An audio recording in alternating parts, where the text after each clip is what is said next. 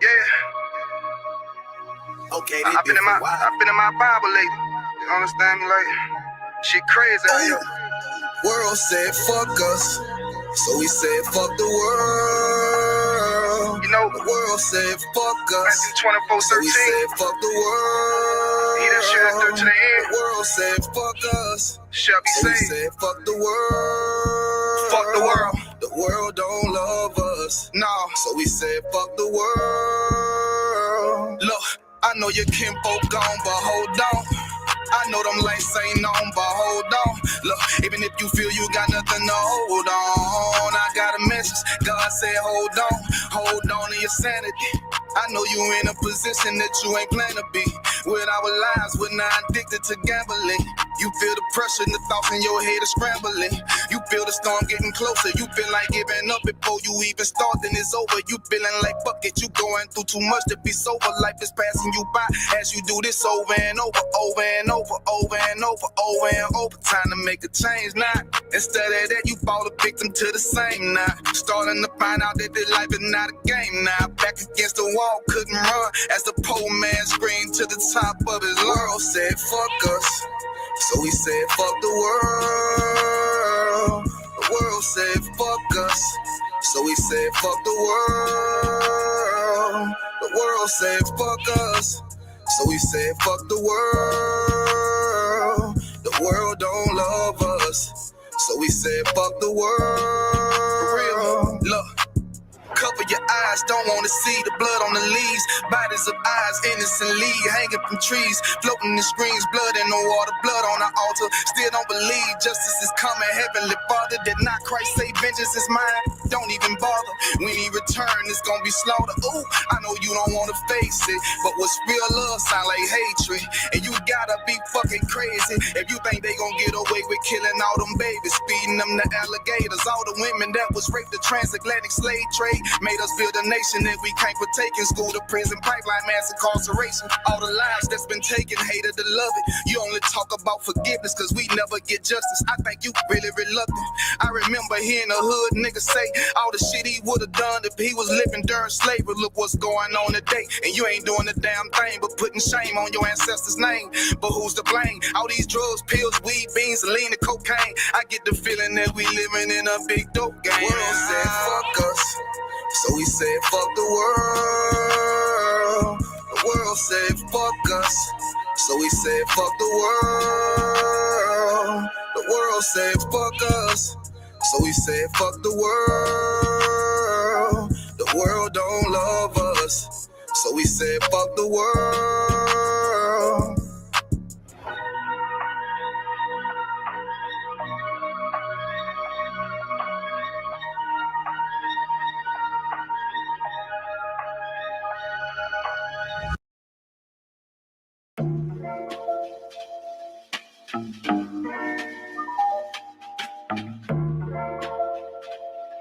Yeah.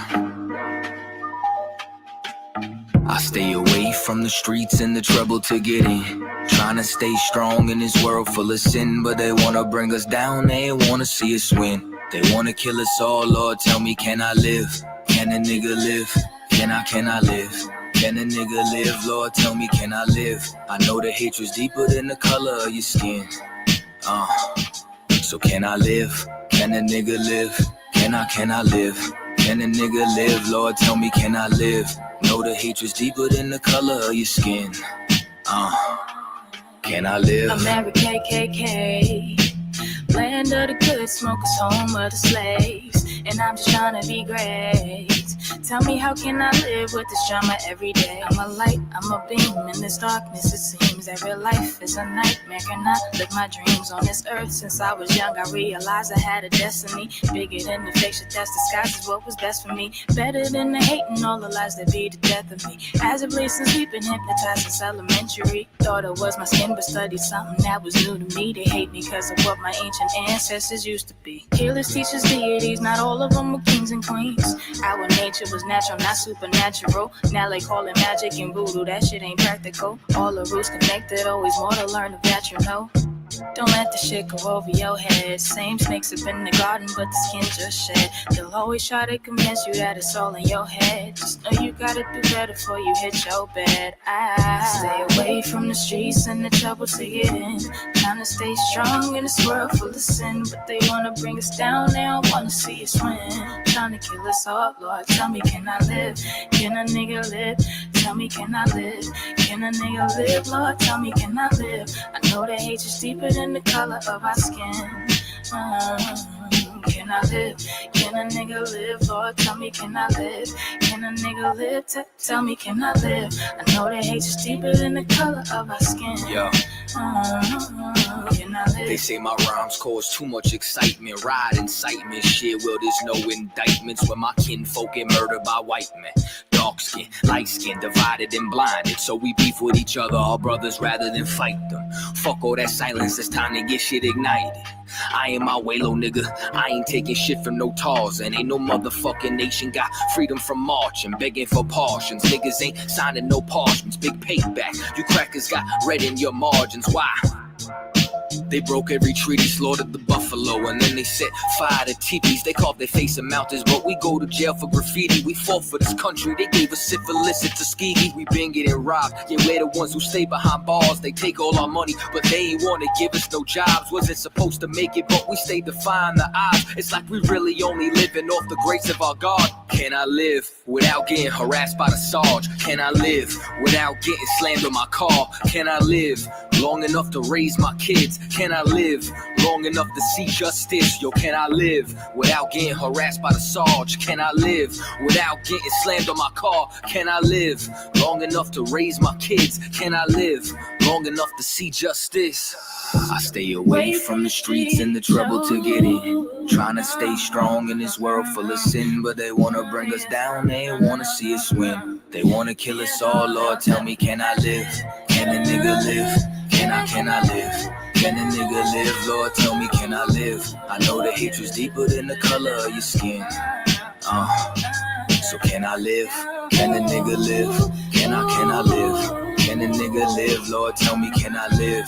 Know the hatred's deeper than the color of your skin. Can I live?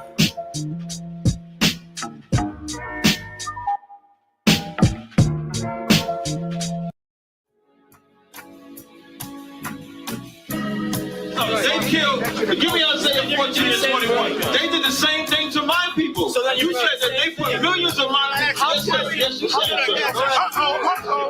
Should a murderer go to jail for murdering? Absolutely. Should a thief go to jail when he steals? Absolutely. Should a robber pay back the money he robbed? Absolutely. So why shouldn't the white man pay for what he did? That's right. One day you'll see just how it feels. Payback is a dog. It's a dog. Payback is a dog. It's a dog. Payback is a dog. It's a dog. Payback is a dog. It's a dog. I'm in a hell of a hole, was never expected to grow. Just obstacle set in the road, that a result of me selling my soul. The story I'm telling is cold, but yet it's what everyone knows. The white man's the devil is known. America was never a home, only a place of captivity, safe facility, hating, disfigure me. They claim that I'm lazy, be killing me. Maybe the slavery draining my energy. 400 years and counting, the trail of my tears is countless. In fact,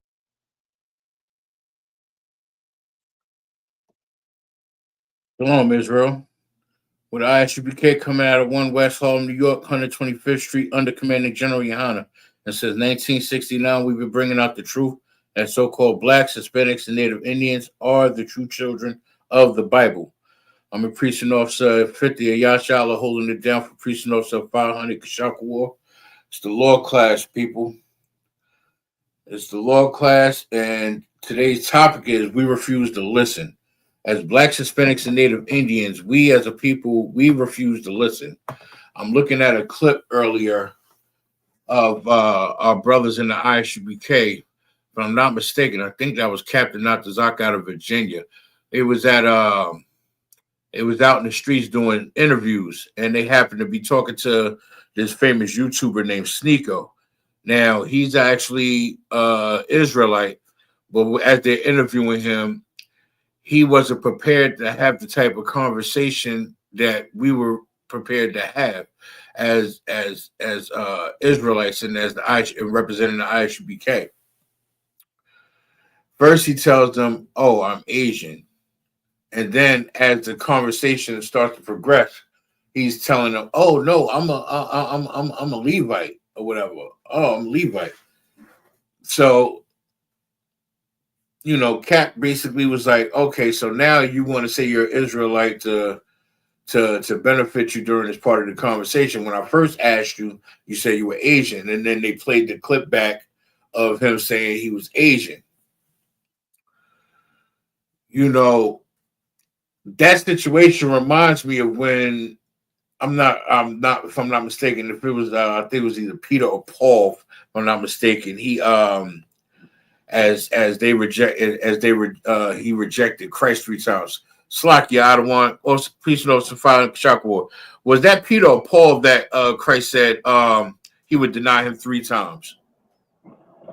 That was Peter. That was Peter, sir. Water. During that interview, Sneeko basically was denying being an Israelite until Cap started shedding light on the difference between what a Jewish person is and what an Israelite is, and then and what a heathen is, and then he wanted to sit there and say, "Oh, I'm a Levite. I'm Levite." And then they playing the clip back showing when he kept saying, "Oh, I'm Asian. I'm Asian." You know how they be remixing it or whatever. And and Cap is solely fixated in strictly talking about the Bible, from the Bible, through the Bible, scriptures, verses. You understand? Everybody else is giving their opinion and what they think or whatever, and Cap is just basically enlightening the crowd and those that it applied to as far as who we are as a people and the culture we live by and what we follow. Because they had a misconception about who Christ was and who the real Jews were. Because as soon as we said that Yahushua Mashiach, who we didn't really call Christ, was black, oh, they frowned their face up like we said something wrong. They frowned their face up like we said something totally wrong. Like this how disconnected our people are from our culture, to the point that we deny the fact that the Bible was made for Blacks, Hispanics, and Native Indians, written by Blacks, Hispanics, and Native Indians, past, present, and future. And by saying this, they don't know who they are. Like, we don't know who we are as a people in general in this kingdom, right? So if we don't even know who we are, how can we expect those, once we enlighten them and they realize who we are, how can we expect them to want to follow the law, statutes, and commandments of the Bible? You understand? And once we start talking about the law, statutes, and commandments of the Bible, this is what causes them to want to refuse to listen. Because once they realize that, oh, this is about Blacks, Hispanics, and Native Indians, you understand? Because there was a lot of oppressors and heathens in the crowd, I'm going to say. It was like a molten pot in the crowd. You understand? Once one of the oppressors asked the question and Cap broke it down to him, the crowd was quiet and they was listening and receiving. Sneeko, who happens to be an Israelite, was the one that was constantly on the defensive, wanting to overtalk, not hear what Cap was saying, and Cap's trying to enlighten him and explain to him, like, listen, we follow the law, statutes, and commandments. You understand? We follow the laws of the Bible. We don't go, this is not my opinion. This is not what I think. And then as soon as he had the brother about to go to the scriptures for, directly to the scripture, that's when he started really being on the defensive, like, oh, he don't want to hear that. Because he made a statement and Cap was like, that's not true. That's not accurate. So you're saying that that's not in the Bible. Are you sure? And when he said that, because he was about to cut him and go right to the precept where it talks about it, because he's saying, first, I think, if I'm not mistaken, he said, proof of who we are is not in the Bible, or proof of Christ, or the Bible don't say that we're black. Anything under that, anything under those guidelines, he is, what's the phrase I'm looking for? Ill-informed. He's ill-informed. I'll say that. You understand? So Cat was basically cutting him, but he was not trying to cut him. He's trying to inform him and educate him and let him know, like, if you're an Israelite, then this information, this knowledge, this wisdom is for you. And by watching this clip, I'm starting to really see that, you know, more and more day by day, you know, Commander General YAHANNA and the other generals and the captains are actually so spot on with what they bring out on Black Watch and their other shows and podcasts, right? And all the prophecies of the Bible is starting to come to fruition. And we as a people, we refuse to listen because we've been whitewashed, so to speak, as Officer Kashakawar brings out in his class.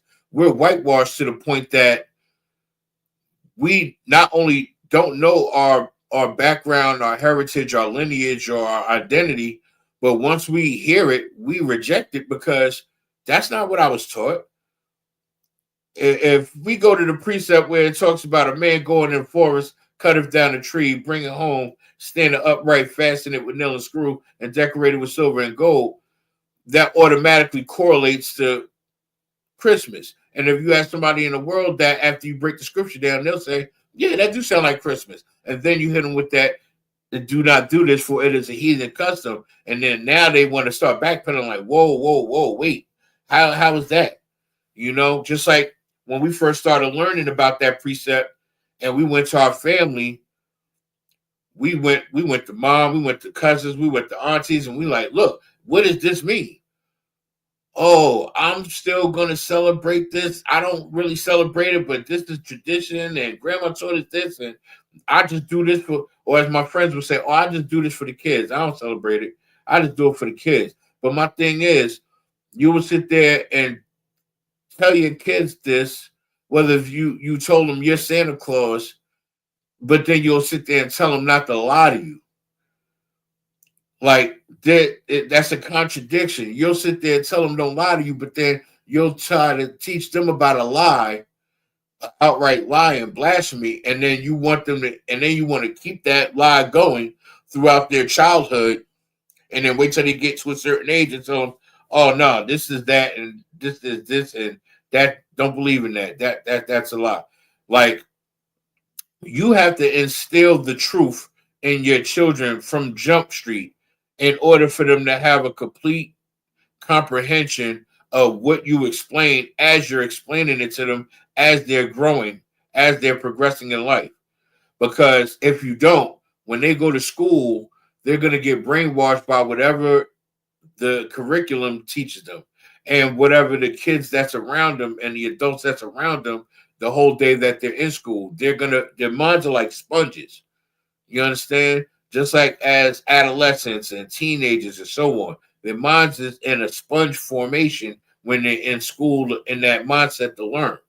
So we have to instill these laws, statutes, and commandments in our children from the door. If we don't, we're going to have a rough time as they're coming up in the world and as they're growing. You know what I'm saying? I pray as Blacks, Hispanics, and Native Indians, we understand. Now, I don't want to keep going on. Let me go to, let's see, here we go. Piggybacking off of a precept from class yesterday. In the book of John, chapter 15, verse 10, it says, if ye keep my commandments, mind you, these letters is in red. This means Yahweh Shah Mashiach, who we ignorantly call Christ, is speaking these words. It's the book of John, chapter 15, verse 10. If ye keep my commandments, ye shall abide in my love, meaning he's referring to the love of his Father. If you keep his Father's laws, statutes, and commandments, if you keep his Father's laws, statutes, and commandments, you will have the love of the Father. You will have the mercy of the Father. You will have the protection, and service of the Father, just by keeping his law, statutes, and commandments, and they're not grievous. Let me take it from the top. This is the book of John, chapter 15, verse 10. If ye keep my commandments, ye shall abide in my love, even as I kept my Father's commandments and abide in his love. Christ is the perfect example of the Lord's love perfected, because not only did he study these commandments, he lived them to the letter and taught us how to not just read and study and learn it, but how to live it, incorporate it in our everyday life, no matter what time frame or era we're in. It's like trying to follow that tradition of Christmas, but this is something that we're supposed to follow, just like we're supposed to keep the tradition of the Lord's Passover and continue that tradition on through our generations. You understand? And we have the Lord's 56th Passover coming up, April 7th to April 14th. You understand? I pray y'all Blacks, Hispanics, and Native Indians make it out there. It's a glorious time. It's the greatest family reunion I've ever been in my life. I pray I get it. But this precept is basically saying, if you keep my Father's commandments, you will continue to have the love of the Father. As long as you keep his commandments, he will continue to love you. He will continue to look over you. You understand? Because if you don't keep his law, statutes, and commandments, he doesn't know you. The Lord doesn't know you. And this is why Christianity destroys our people, because they're led to believe that the Lord loves everybody, that God is just all champagne and rainbows. Even though he created everybody, he allegedly loves everybody. But if you go to Exodus 15:3, it says, the Lord thy God is a man of war. The Lord thy God is his name. The Lord God is his name. So if it says that, then how can he be all love, champagne, and rainbows? You understand? Precepts like that is how you cut a Christian, because they'll sit there and try to lie to you and lie to the people. That's why we have precepts about being mindful to watch out for false idols and false prophets as they are among us. You understand? And here, and if we drop down to, it's the book of John, chapter 15, verse 12. This is my commandment, that ye love one another as I loved you. Meaning, if we not just love ourselves, but if we love our brothers and our sisters who are Black, Hispanic, and Native Indian, right? We have to learn to love them as Christ loved us. Christ didn't know every Black, Hispanic, and Native Indian upon the earth, but he loved us all the same. He loved us no different, no more, no less. And he made the greatest sacrifice so that we live on and stop being wicked, disgusting bastards and get it and follow suit in his name. You understand? And we keep these laws, statutes, and commandments in his name, in the Lord's name. And we learn our culture. We learn our identity. We learn who we are and whose we are. But again, in today's society, when it comes to Christianity, Islam, Egyptology, Scientology, the feminist movement, the alphabet community movement, the transformer movement, all these things are stumbling blocks that hinder Blacks, Hispanics, and Native Indians from living out these laws, statutes, and commandments and learning them accordingly. You understand? Like, for example, we got all these break-off fake Israelite groups, right? And they don't follow or keep all the laws, statutes, and commandments. For whatever reason is beyond me. I don't even really care to want to know why they choose not to keep the laws, statutes, and commandments. That's on them. You know, some of them don't want to quit smoking marijuana. Some of them don't want to give up that shrimp or that pork. You understand? Like these laws, statutes, and commandments are simple and not grievous. I didn't say they're easy, they're simple. Because we grew up eating pork chops. We grew up eating that spiced ham from the bodega. We grew up eating bacon, pork bacon. You understand? That's stuff that we have to learn as we get older to stray away from. A lot of our Black, Hispanic, and Native Indian people are plagued with high cholesterol, high blood pressure, you understand, and so on, due to consuming these type of products. You know, in the book of Leviticus, it gives us the dietary laws, what we're allowed to eat, what we're not allowed to eat, and how we eat it accordingly. You understand? If we get back to these laws, statutes, and commandments, then we won't have a problem with living. We won't have a problem with running into everlasting life. We won't have no problem with living longevity, because all these things will be provided accordingly as long as we're keeping his laws, statutes, and commandments. If we go to the book of Luke, chapter 16, verse 17, it says, "And it is easier for heaven and earth to pass than for one tittle of the law to fall." Meaning, if one little inkling of the law falls, the Lord would rather heaven and earth to pass before one little crumb of the law to fall. One little crumb, one piece of shrimp can cause the law to fall. One little strip of bacon, a bite can cause it to fall. It's like heaven Sure. and earth. Heaven and earth will never fall. So what that is that one jot and one tittle, whatever it is, whatever's inside the book will stand. It will never go away. Come, the water, sir, the water.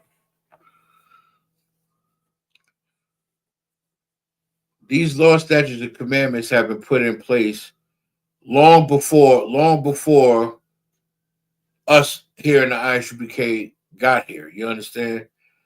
The Bible is our longest lasting book on this earth of our lineage and our records and our history.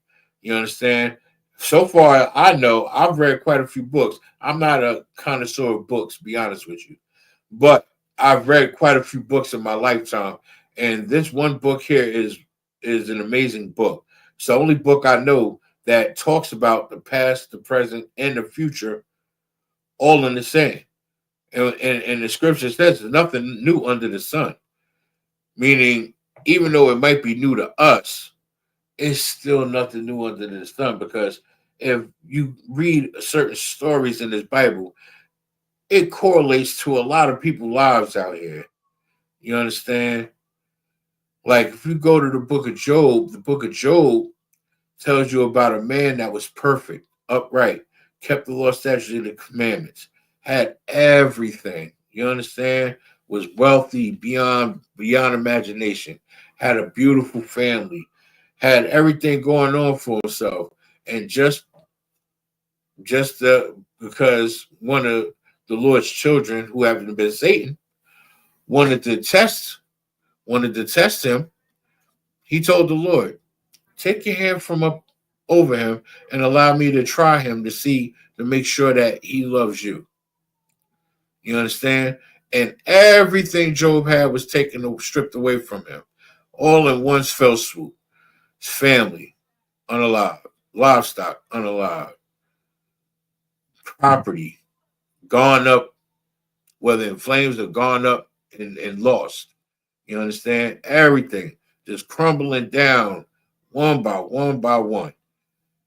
And his own wife was saying, "Well, just curse God. Just curse God." He looked at her like, "No, what are you, crazy?" And I'm paraphrasing, of course. But I say that to say this.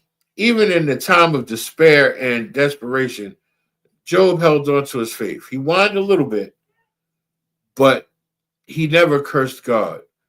He basically took accountability and said, "You know what? I must be doing something wrong. I must have done something wrong along the way. It's me. It's got to be me. There's no other explanation." He didn't curse the Lord. You understand? And he was willing to give everything up to regain the Lord. You understand? Not his prized possessions, but the Most High God. Because it says in the scriptures, if you give up your mother, your father, your sister, your brother, and things and such, the Lord will give everything back to you 100-fold. So you got to be willing to give up the old you, the old life, and everything about it and everybody in it in order to really gain the Most High, the love of the Most High, the protection of the Most High, and the mercy of the Most High. But when it comes to these law, statutes, and commandments, as Black, Hispanics, and Native Indians, we refuse to listen. And that's just the sad and harsh truth about it. We refuse to listen as a people. Now we go to the book of Romans, chapter 7, verse 12. It speaks about the law and how the law is holy. Holy meaning separate. See, we don't follow what other nations follow. The 12 tribes of Israel follows the law, statutes, and commandments of the Most High God, Yahweh Shah Mashiach, who we inwardly call Christ, our King, which is in the 1611 King James Version of the Bible. There were other books written. There were other books published and printed up and put out for people to, as you know, gain their own understanding. The Bible says, do not lean to your own understanding. You know, this is why we have structure and order here in the ISUPK. You understand? We have structure and order because we have men in place. We have priests and prophets in place that's here to teach us the Bible and make sure we understand the context of these scriptures. You understand? Because by understanding the context of these scriptures, we don't have no way or reason to lean to our own understanding because we have someone in place to teach us the context so we can understand, okay, this means this. Okay, no sweat. The block, you understand? Thank you.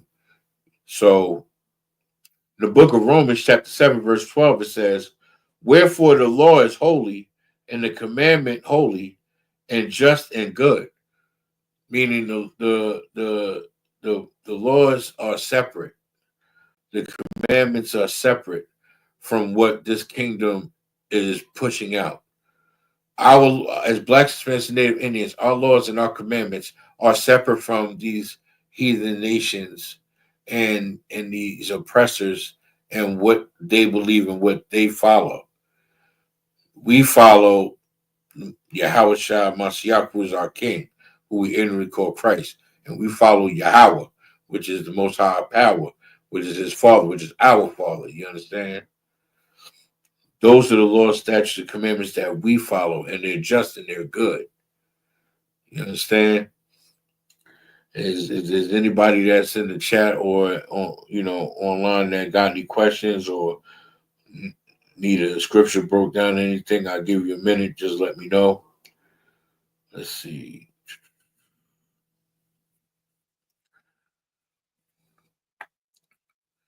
Got my brother Officer 500 Adunya in the building. Most High in Christ. You know what I'm saying? I was hoping to see if Marshall would pop in, at some point, Lord allow it. I sent them the link. I know he's been busy with his son, being in the hospital.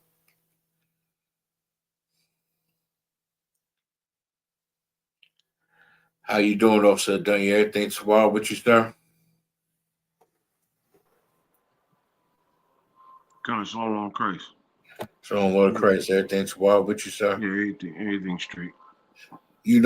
I'm starting to really understand what it means to be a priest, sir. I've been with my mom all day because she was in the hospital all last night. I don't really, rock with a boyfriend, but at the same time, I've still been praying for this brother. He had suffered a horrible stroke last night, and he's still not conscious.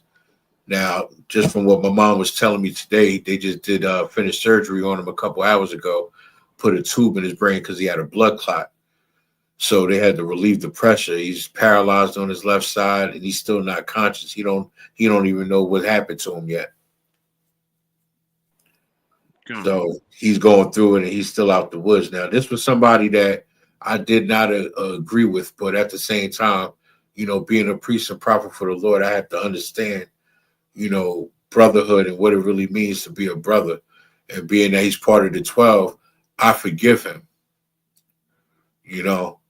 I don't fully agree with, his ways that he treat my mom, but as a priest and a prophet, I forgive him for his transgressions.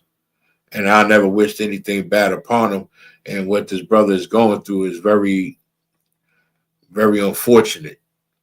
So all I could do is pray that, you know, he makes it out. And I pray that he understands and gets it.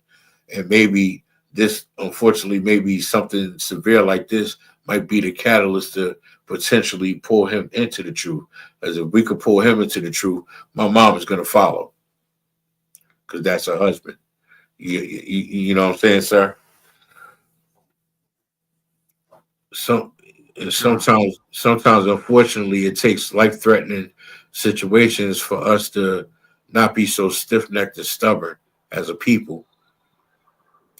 And it all ties into my topic of us like refusing to listen.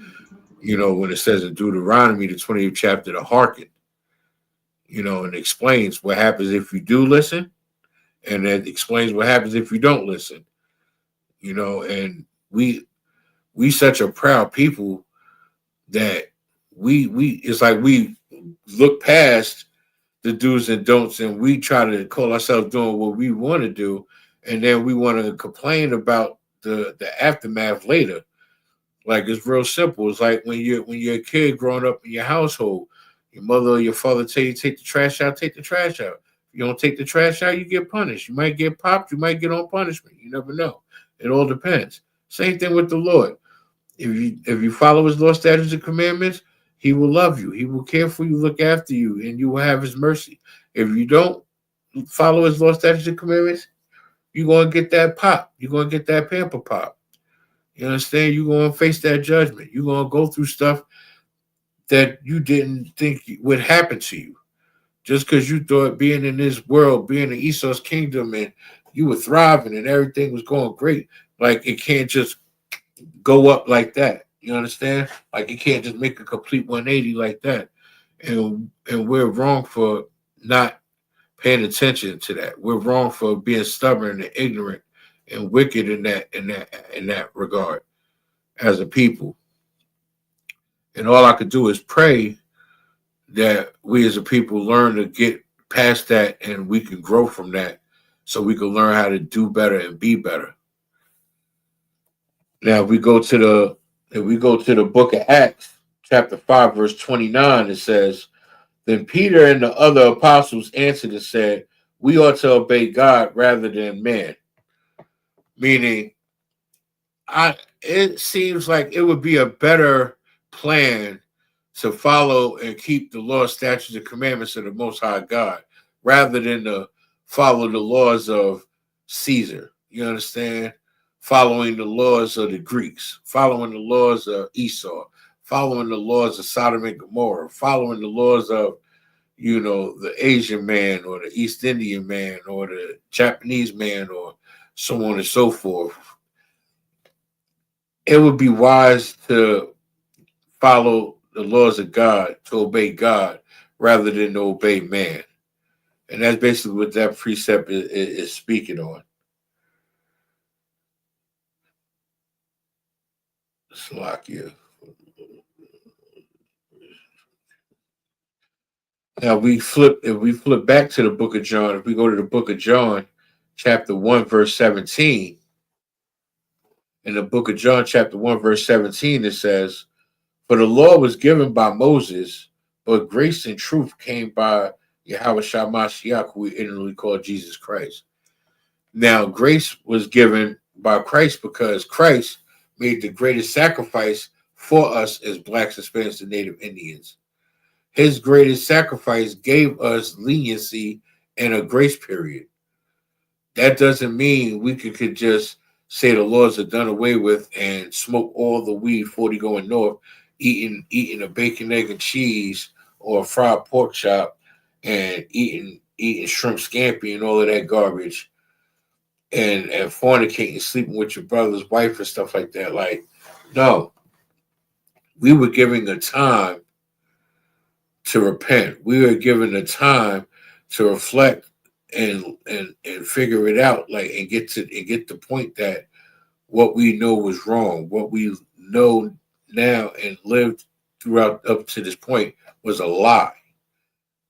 You understand? So now grace was given to us so we can get back to these laws, statutes, and commandments, so we can learn our culture, so we can learn who we are and whose we are. You understand? That's what the grace period was given to us for. As for grace and truth given to Yahweh Shah Mashiach, he pleaded with his father, because the Most High could have just took us up out of here and said, you know what, I'm gonna start over. Apparently they don't get it.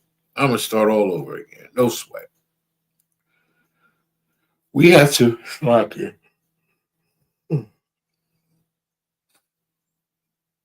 we have to understand that we're on borrowed time with a borrowed body. This body and this spirit does not belong to us. So how dare us tear this body up by destroying it, drinking obsessively, getting high, smoking weed, popping pills, smoking dip, smoking dust, smoking crack, sniffing cocaine, sniffing and shooting up dope, heroin, you name it. How dare us desecrate our body by getting tattoos? You understand? That is against the laws of God. Getting a tattoo, you're desecrating your flesh. Like, people wonder why to this day I don't have no tattoos. And the crazy thing is, I've only been in the truth a few years. Like, I'm still a embryo in this truth. You understand? I'm still in my infant stages, let's say, or my fetal stages. Like, I ain't nothing. You know what I'm saying? I ain't nothing until I'm told that I'm something. Until I'm ordered and told that I'm something. So then I ain't nothing.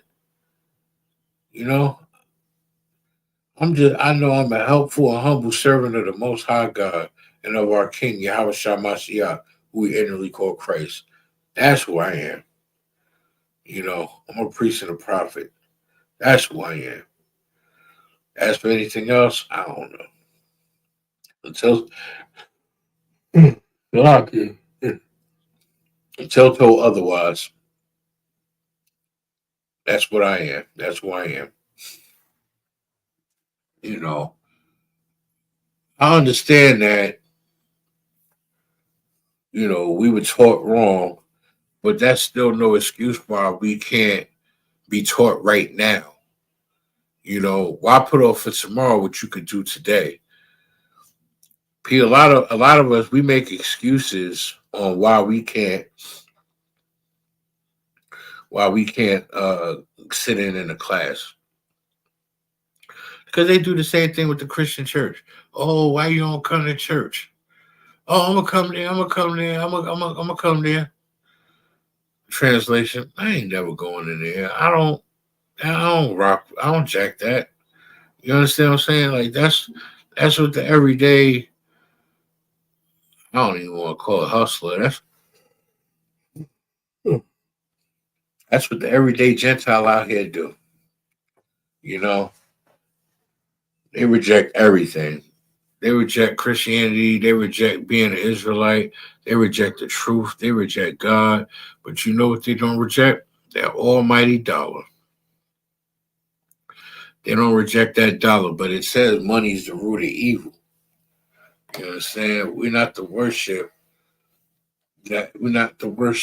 money. Money can become your God. Money can become your idol. Just because you need money to survive. You need money to pay your rent. You need money to buy groceries. You need money to buy clothes. You need money to pay for your car insurance, your registration. You need money to keep gas in your car. You know what I'm saying? You need money to keep oil in your car or other fluids.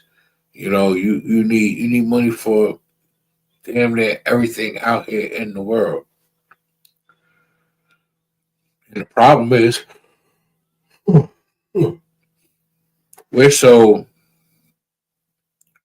what's the word I'm looking for? We're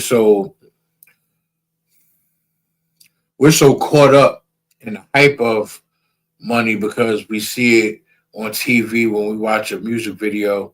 You know, these rappers they got all these iced out chains and saying, "Oh, I spent a ticket on this," and like, come on. You'll be quick to sit there and say you spent 200,000 on that necklace or that bust down rolling. You'll be quick to say you spent 200 grand on that, but you can't put a thousand, 10, 20, maybe $30,000 in your community.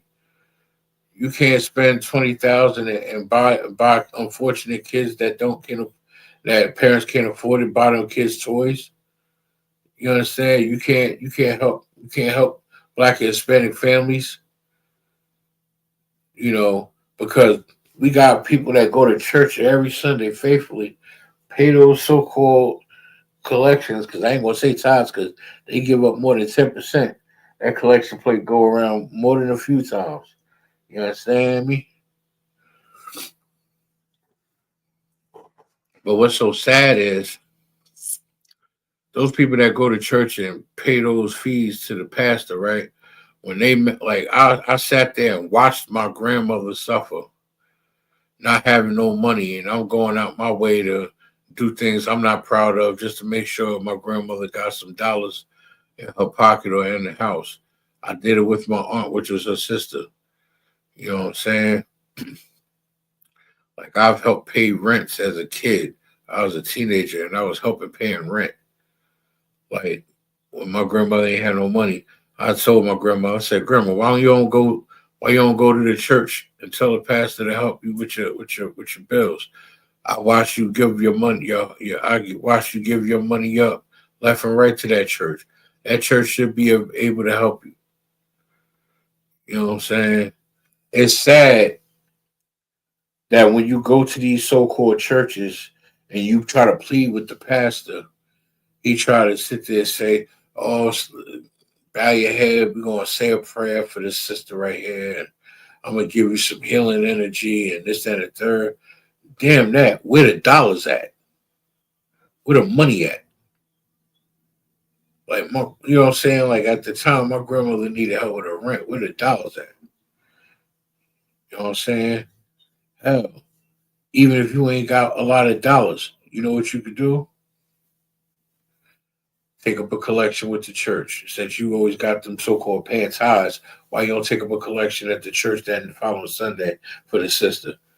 Y'all be quick to want to line your pockets up, but you don't want to help your own people. Commander Jerry YAHANNA helps his people. When we pay actual tithes, Commander Jerry YAHANNA feeds Blacks, Hispanics, and Native Indians. Commander Jerry YAHANNA feeds his Israelite brothers and sisters.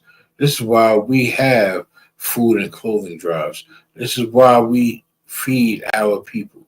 You understand? When the time comes to promote it, we got a food and clothing drive coming up for North Jersey. You understand? We got one coming up soon. It's going to be our biggest one yet. Please believe I will be promoting it. You understand? I got items myself I want to donate just to make sure my people is covered for the winter. You know what I'm saying? Like, we have to keep these laws, statutes, and commandments because a lot of our people in this world, they're not strong. They're very weak right now. And we have to be strong for them.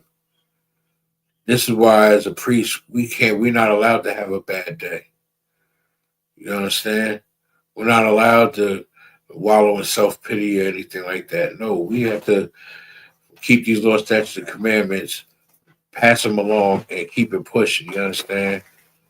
If we have anything going on, we have a bad day, my truck broke down, caught a flat tire, ain't got no money to get it fixed or repair it, I got to thug that out.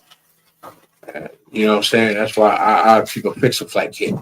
Thug it out. But when it comes to my phone ringing and another young brother, it could be a young man or a trooper calling me, excuse me, they could be calling me at 2 a.m. with a problem. I'm answering that phone. because you never know. That one phone call could have meant life or death. You know, I was told a story one day in the school that a brother had called one of the men above me or whatever, and they just so happened to almost just had missed that call. And then that brother unalived himself. So the importance of what I'm saying is this. As a priest, you answer that phone call, no matter how tired you is. If you haven't spent the time with your wife, pause play, come out of that, answer that phone. Yeah, shalom, Mark, what's going on? You know what I'm saying? Or shalom, y'all about to what's going on with you, sir? You understand what I'm saying? You make that time. You give that brother that time. You give him your ear because you never know. That phone call, you putting your problems to the side to help that brother might have just saved his life.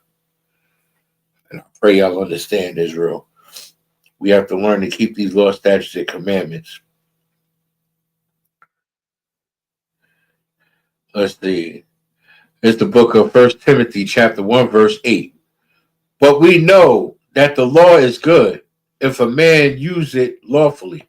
Meaning, I know the law, statutes, and commandments is good if I use it properly and I use it lawfully. If I stop eating pork, shrimp, crab, and lobster, quit smoking weed and cigarettes, you understand?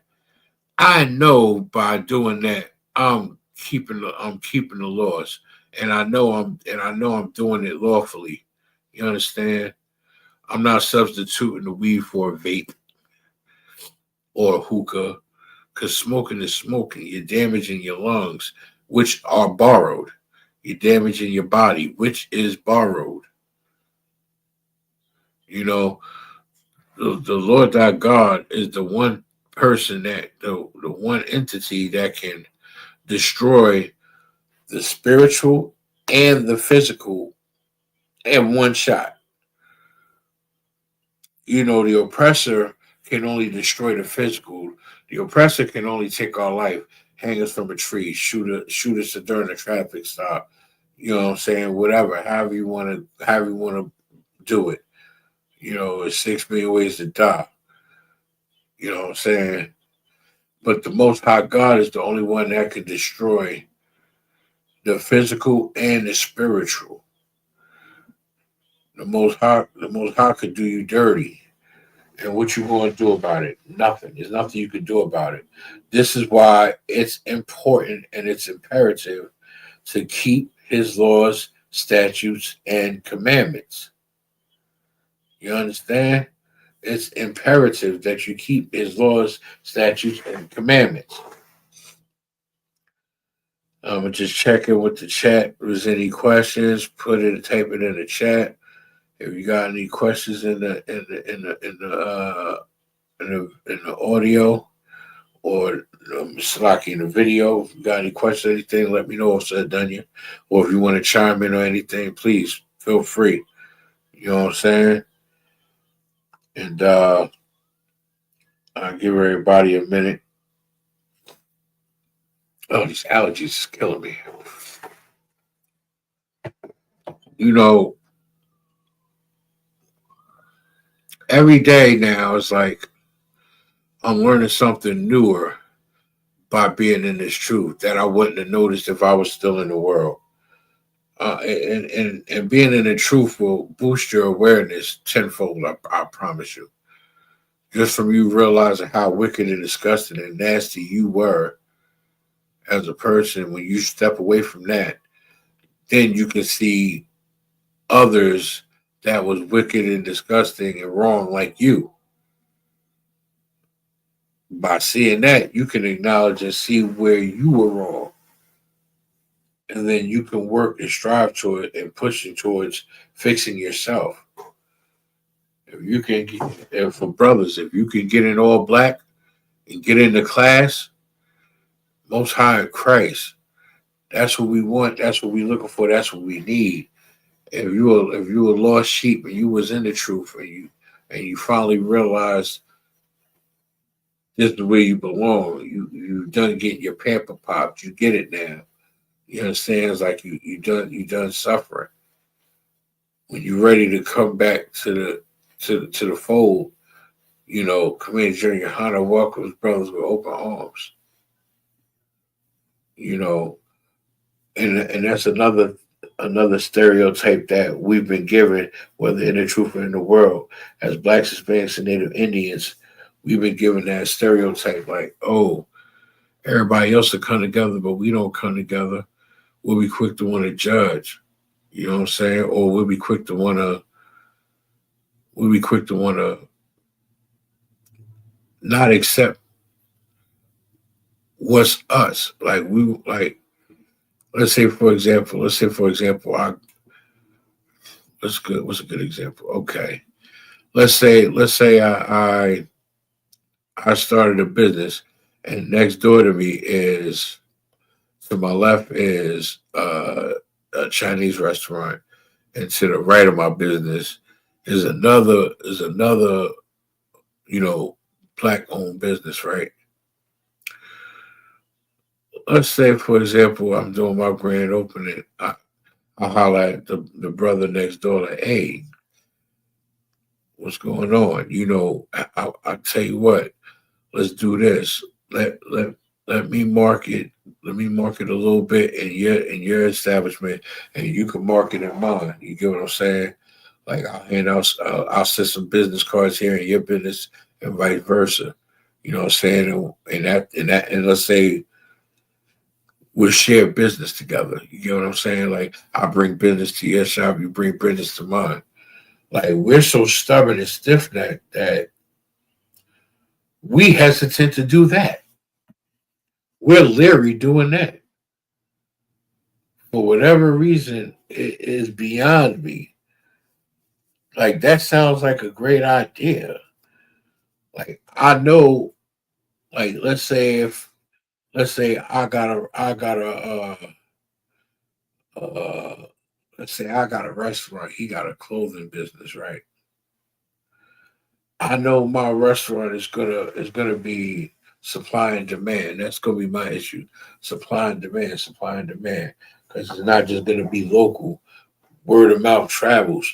You know what I'm saying? And let's say I promote his business in my shop. Like, hey, yeah, y'all come get some food. Check out the spot next door though. He is Black owned. He got his own line. He got some real good apparel in there. You know what I'm saying? Go check it out. That's promotion. You know, you go pick up your food and you go slide next door and get your clothes. But you know what it is? The problem is we're so, like I said, we're so whitewashed that we're taught and told not to do business with that brother. That brother might be a ex-con. Nah, don't take nothing from him. Or don't mess with that. Don't mess with that. Don't eat food out of his kitchen. I heard he not clean. You know what I'm saying? We will talk bad about one another and put each other down before we even raise one another up. And that is a very serious issue in the Black and Hispanic and Native Indian community today. You understand? That is a plaguing issue that we're dealing with in today's society. And it's sad. Why? Because we refuse to listen. We don't want to listen to the Lord. We don't want to hearken. We don't want to follow his Lord's statutes and commandments. It feels too damn good to sin. Let's call a spade and call it what it is. It just feels too damn good to sin. You know what I'm saying? You know, I used to get high, right? I used to smoke weed. One day, I'm walking to the store, and I called the man above me about this. I was telling on myself. I called also Ma from Albany, right? Because that's why I used to check in with back in the day. So I called Officer Ma and I told him, I said, damn, sir. I said, you know, Shock always around, Shock always on me, Shock, you know. Like, damn, sometimes I just want to sin in peace. You know, me being ignorant back then, I didn't understand the foolishness then, but I get the foolishness now. I understand that I was very foolish as a young man during that time. You know, it don't matter who's around. Nobody could be around. If I sin, I sin. The Most High gonna see that. The angels is taking note of that. There's no sinning in private. There's no way you could go in the four corners of the earth or beyond where the Lord won't see you. There's no corner you could crawl under. You understand? There's no way you can go to sit there and be like, nobody see me, nobody see me. Nah, the Lord sees you. And he don't just see you, he see through you. Just like these brothers in the ISUPK, we see right through you. Sometimes we be talking to you, but we ain't talking to you, but we are. We talking to your demon. So because we're trying to cast them out. That's how that goes. I pray Israel understands. Let's see.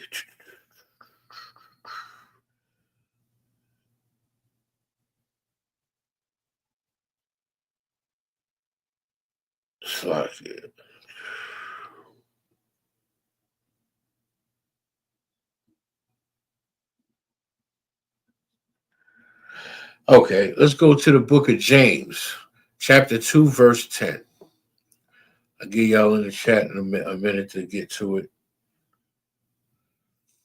So the book of James, chapter 2, verse 10.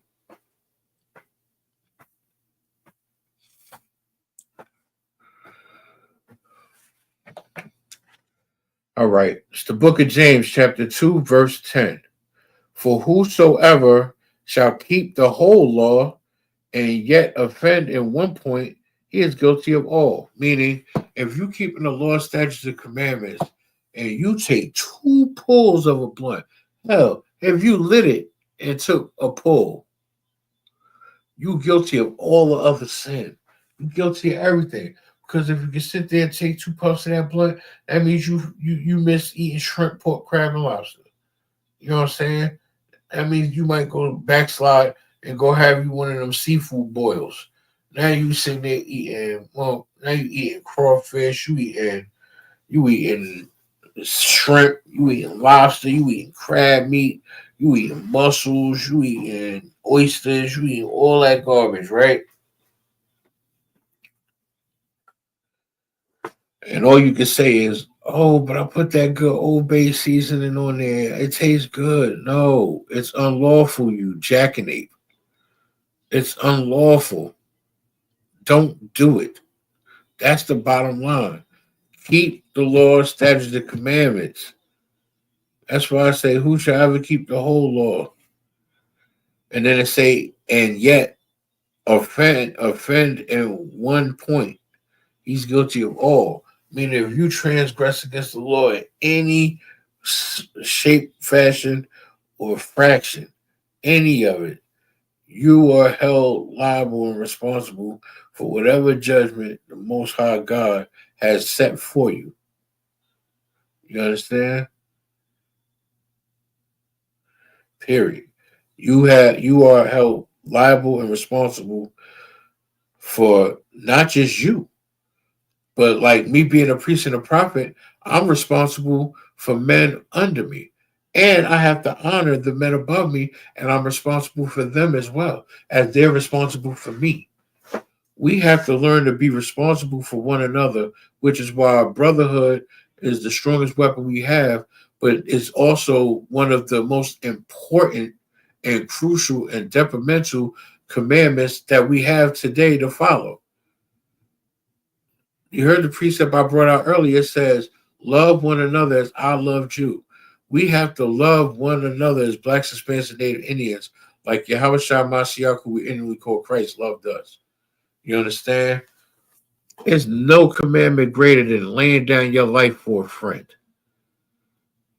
You know what I'm saying? The main point of being able to lay your life down for a friend is for your friend to get it. For your friend to get the point and have the same mindset and the same energy as you. You got to be willing to lay it down for them as well. And you got to be also willing to keep these laws, statutes, and commandments. You know what I'm saying? Like if I'm in a jam, I let Officer Morris. Let's say for example, I'll call Officer Morris. So I'm in a jam, whole house sick, son in the hospital. But guess what?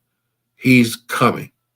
Morris will be like, all right, let me move some stuff around. Officer Ayash, give me a minute, I'm coming.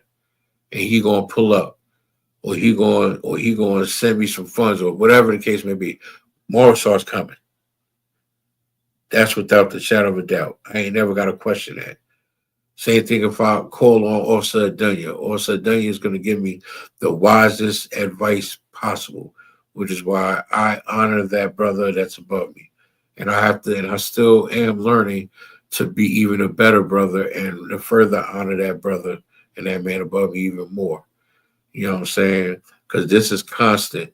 This isn't no just one day you honor the brother and then you go mess up and do some BS later. No, it's constant discipline. We have to learn to be disciplined, and we have to be disciplined to keep these laws, statutes, and commandments so we don't face the judgments. You understand, Israel? I pray you do. Salaki, Officer Dunya, do you have any precepts or anything you want to bring out? I only ask because you're a man above me, so I just want to honor the man above me and ask anyway, just in case. So just let me know if you got a precept, anything you want to add or anything like that. Just let me know, sir. I'll give you a minute.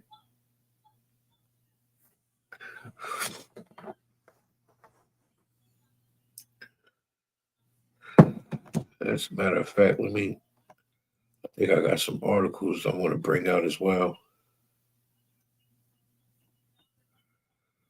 Let's see.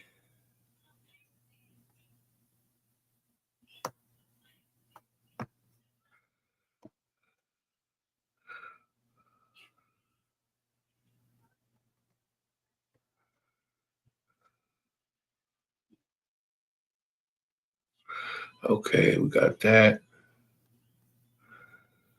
Let me pull up something else.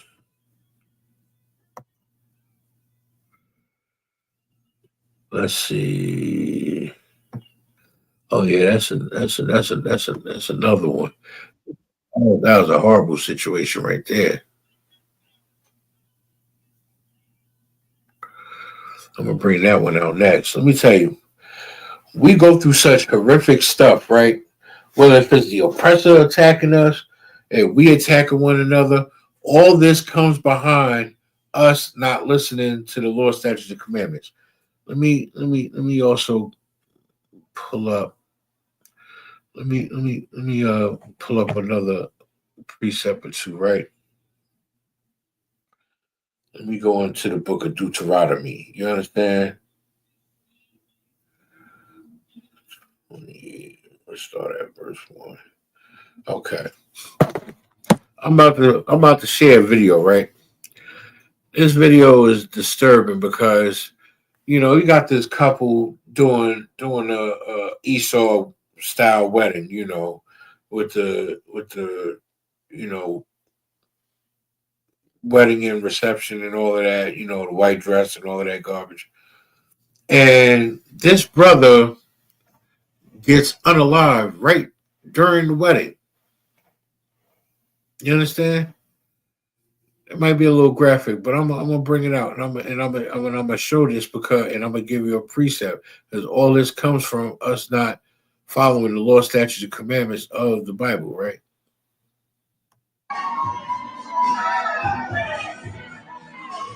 This man was shot and killed during his wedding. October 12, 2024 should have been the best day of Tyreek Burton's life. The 37-year-old was celebrated at the Barber Park Event Center in North Carolina, dancing with his new wife, surrounded by family and friends. The room was filled with love, laughter, and happy tears. Tyreek was glowing, his joy contagious. And guys, Tyreek was more than just a husband. He was a devoted father to 4 daughters, a loyal friend, and a man known for his kindness and generosity. Tyreek, normally a laid-back and quiet guy, came out of his shell that night. He was dancing, he was clapping, he was engaging, and he showed so much love to everybody. But guys, the celebration took a tragic turn. As everybody was having fun, a stranger snuck into the event. Without warning, gunshots echoed through the venue. In front of his wife, his daughter, and horrified guests, Tyreek was shot 15 times and killed. The room turned from joy to panic, leaving loved ones in shock and in disbelief. And guys, this is the crazy part. Police believe that the shooting may have been linked to a road rage incident Tyreek was involved earlier that day. But so far, the person who did this is still out there, and the family has no answers.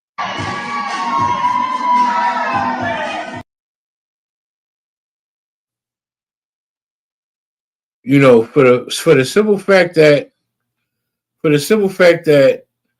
the shooter is still at large, it confuses the hell out of me, because how somebody sneaks into a wedding and then unalives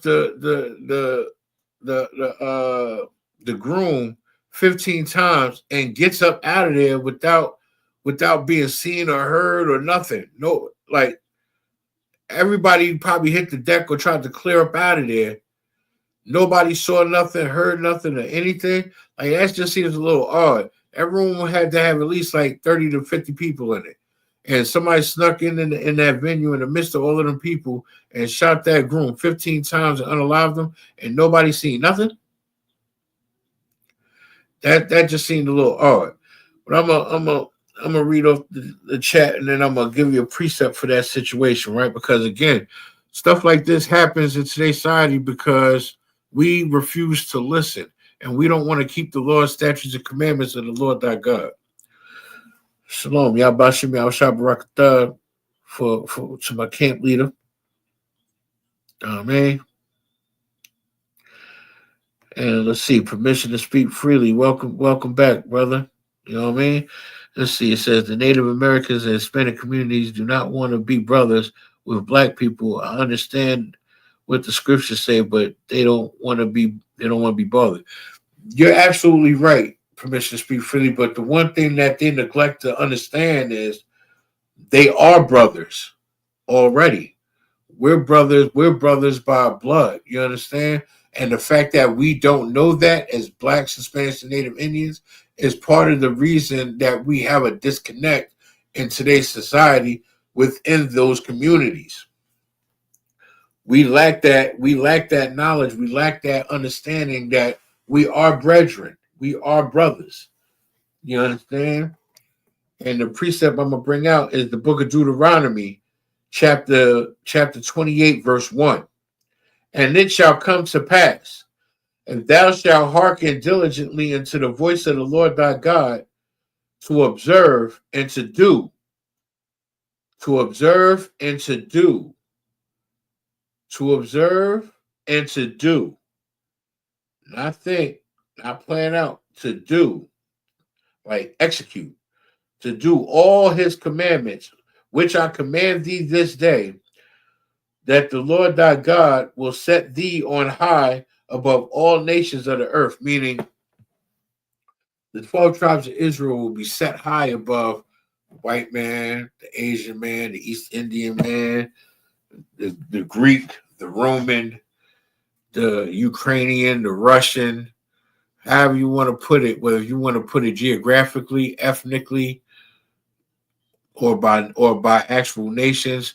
The Most High God will set us on high above all nations upon the face of the earth, right? Now let me drop down to verse 15. It's the book of Deuteronomy, chapter 28, verse 15. But it shall come to pass, if thou wilt not hearken unto the voice of the Lord thy God, to observe, to do all his commandments and his statutes, which I command thee this day, that all these curses, man, that's heavy. Let me read that part again. That all these curses, not blessings, but all these curses shall come upon thee and overtake thee, meaning as blacks, Hispanics, and Native Indians, if we don't listen to the voice of the Lord thy God or hearken to the voice of the Lord thy God, meaning to not just read his law, statutes, and commandments, not just study his law, statutes, and commandments, but to execute, but to do, but to live his law, statutes, and commandments, then we will be cursed. You understand? And the Most High Power, he ain't gonna just curse you. He'll curse your generations. The Most High God is not all champagne and rainbows like the Christian church teaches us. And this is an example of what I'm talking about. Because I told you, I just explained what will come to pass if you hearken. Hearken means to listen to the voice of the Lord thy God. You understand? Meaning to observe and to do all his commandments. Meaning if you do listen to him, he will set you on high above all nations of the earth. But if you don't hearken unto the voice of the Lord thy God, then these curses shall come upon you and overtake you. You understand? Monkeypox, COVID-19, AIDS remix, chlamydia remix, syphilis remix, gonorrhea remix. They done remixed, the Lord done remixed all the STDs like a DJ's. He scratched and mixed it up and threw it out there. Why? Because you want to be wicked, disgusting bastards. You want to be part of the alphabet community. You understand? You want to be part of the transformer community. You don't want to accept you for who you are, and you want to change who you are and say you identify as this. No. If you were born a boy, you are a boy. If you was born a girl, you were a girl. There's no cutting and slicing that. You understand? If you were bullied, seek counsel. If you were sexually assaulted, seek counsel. Get help. But stop trying to go the other way or go with the other team like that's what it is. No, it's not. You're wrong. That's wrong. And if you do that, the Lord thy God will not hear you. The Lord thy God will hate you. The Lord thy God will have a vain disgust for you if you do that, because that's considered an abomination to him. You understand? That's one of the worst things you could do to transgress against the Most High, by being an alphabet mafia person, by being a transformer. You understand? That's like directly spitting in the Lord's face, like, I don't like you. You understand? That's like doing a hot tour right in the face of the Lord. You bugging. You bugging. Straight up and down. But again, this will happen because we refuse to listen. Now, if I go further and a little bit elaborate more in the book of Deuteronomy, in the next verse 16, it says, "Cursed shall thou be in the city," meaning there's nowhere on the four corners of the earth you can run or hide. The Most High will get you. The Most High will get you, and you will be punished. You understand? And cursed shall thou be in the field, meaning you could be out there in the trap, no matter what city or state you in, no matter where you at, no matter what city you in, no matter what field you in. You know what I'm saying? If the Most High wants you, he getting you. If the Most High coming for you, he gonna pull up on you. And that's the last thing you want as a Black, Hispanic, or Native Indian. You really don't want the Most High to pull up on you. I pray you understand. You know what I mean? Like, for the fact that you know you're Israelite, but yet you don't want to come to class, you teetering on that fence. There's a precept about that too. You know what I'm saying? The Lord don't like you being lukewarm. You're either gonna be hot or cold. If you're gonna be cold, he's gonna make you get hot. You understand what I'm saying? You don't want that. You want to voluntarily do it. Trust me on this one. I'm not gonna tell you nothing wrong, and I'm never gonna lie to you. But let me tell you something. You don't want the Most High to pull up on you. Hell, you don't want his son to pull up on you. You don't want Christ pulling up on you, because when he pull up on you, he not coming to play. He not coming to play nice. He not coming to talk to you. He not coming with anything other than the intentions that he's coming in. He's coming to heads will roll, and I'm gonna leave it there. You understand? Heads will roll. I pray you get it, Israel. Now, if we go back to where I was at,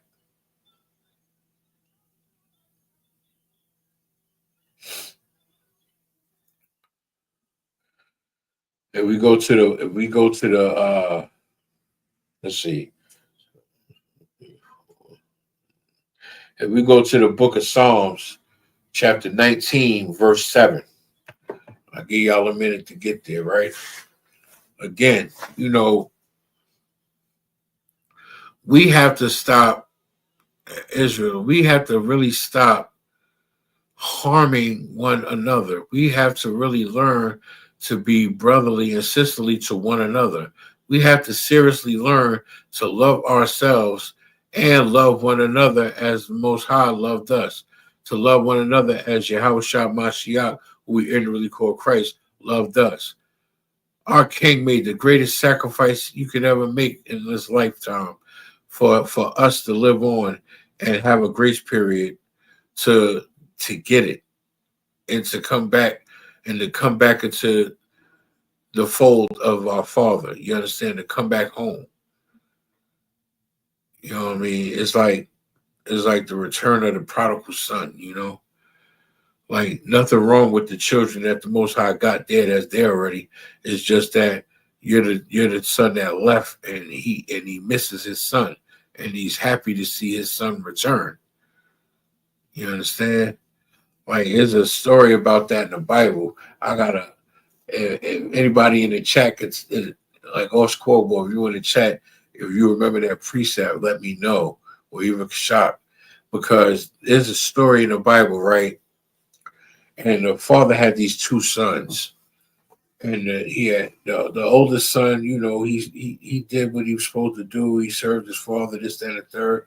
And the young one was being young. You know, he was there. He took care of his father, but he was being rebellious and he wanted to go out and do his own thing. So you know, his father had saved up an inheritance for both sons. The oldest one said, I'm in no rush, Dad. You know, I'll wait for my inheritance. The other one said, let me get my inheritance now, Father. Let me get that now. Why wait? Why I gotta wait for it? Let me get that now. Being young and foolish. The father gave the son his inheritance, right? Son goes off to the world. You know, life is still going on. He's still living life, doing what he's doing. Him and the oldest son, they rocking out. Mind you, I'm paraphrasing this story, right? They rocking out though. At one point, you know, the father is really missing the young son. So the young son, he eventually squandered all of his inheritance, and then he's like jammed up and he don't know what else to do. So he finally decides to come back home. Father was having a celebration, a party or whatever. If I'm not mistaken, you know, no, fix that. Father was chilling, you know, him, you know, doing what he do, him and the oldest son doing what they do. The young son returns. The father was so happy to just see his son again. You know what I mean? And he embraced his son. And he said, you know what? My son is back home. We're gonna throw a party. You know, and the oldest son looking like, why are we throwing a party for him? Like he left us, this, that, there. He's like, you don't understand. My son is home. My son came back home. You know, and the oldest one wouldn't understand it until later on in life when Lord allowed he has children and he would get it. You know what I mean? I get that part, that moral to the story as well. So, you know, the son felt embarrassed. He felt ashamed. He said, Father, you know, I squandered away my inheritance. He said, don't even worry about it. You're home now. You know, similar to Commander General Yahanna, he says this all the time. You know, he invites everyone to the Passover. If you're Black, Hispanic, and Native Indian, he tell you come to the Passover. If you want it, if you're Christian, if you're a Christian, if you're Islam, as long as you're Black, Hispanic, and Native Indian, you're welcome. If you're one of the fake Israelite groups, he tell you come. He tell all them fake camps to report. To this day, none of them reported because they don't want to listen. We refuse to listen to the ones above us.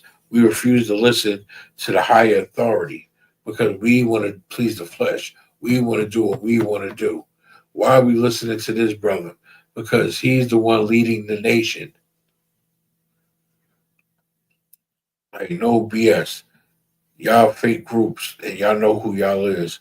Like the ones that wear the purple people eaters. Y'all do what y'all do, right? And y'all not right. all across the board, y'all not right. Y'all don't listen. Y'all don't want to keep the laws, all the law, statutes, and commandments. You don't want to listen to Commander General YAHANNA. You know what I'm saying? And he still prays and pleads with the Most High to spare y'all dummies, to spare y'all morons, to spare y'all wicked, disgusting idiots. And he prays for y'all. You know what I'm saying? I get it.